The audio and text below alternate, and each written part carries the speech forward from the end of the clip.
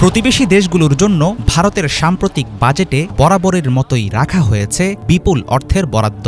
দিল্লি সবসময় চায় দক্ষিণ এশিয়ায় মিত্রদের উপর থাকুক তার শক্তিশালী প্রভাব। সেই লক্ষ্যে ২০২৫-২৬ অর্থ বছরে বিদেশে ৫,০০০ কোটি টাকার বেশি সাহায্যের সিদ্ধান্ত নিয়েছে দেশটির পররাষ্ট্র মন্ত্রণালয়। একই সাথে আন্তর্জাতিক সীমান্তে অবকাঠামো নির্মাণ, কাঁটাতারের বেড়া দেয়া, চেকপোস্ট তৈরি ও নজরদারি খাতে আগের বছরের চাইতে প্রায় দ্বিগুণ অর্থ ব্যয় করবে ভারত। সহযোগিতা কার্যক্রম চালু রাখার পাশাপাশি সীমান্ত নীতি কঠোর করার মধ্য দিয়ে আসলে কি চাইছে নয়াদিল্লি? অর্থনৈতিক চাপে থেকেও কেন প্রতিবেশীদের টাকা দিচ্ছে মোদী সরকার? পুরনো মিত্র শেখ হাসিনার লজ্জাজনক পতনের জেরে ঢাকা ও দিল্লির দ্বিপক্ষীয় সম্পর্কে লেগেছে ভাটার জোরালো টান। চলমান টানাপড়েনের মাঝেও ভারতের কেন্দ্রীয় বাজেটে কমানো হয়নি বাংলাদেশকে সাহায্যের জন্য নির্ধারিত বরাদ্দ।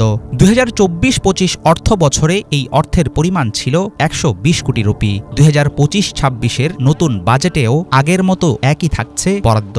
তবে এমন সহযোগিতা কেবল বাংলাদেশ পেয়ে আসছে বিষয়টা কিন্তু সেরকম না। মালদ্বীপ, নেপাল, ভুটান, আফগানিস্তান, মিয়ানমারের মতো প্রতিবেশীদের পাশাপাশি আফ্রিকা ও লাতিন আমেরিকার কিছু দেশও পায় ভারতের অর্থনৈতিক সাহায্য।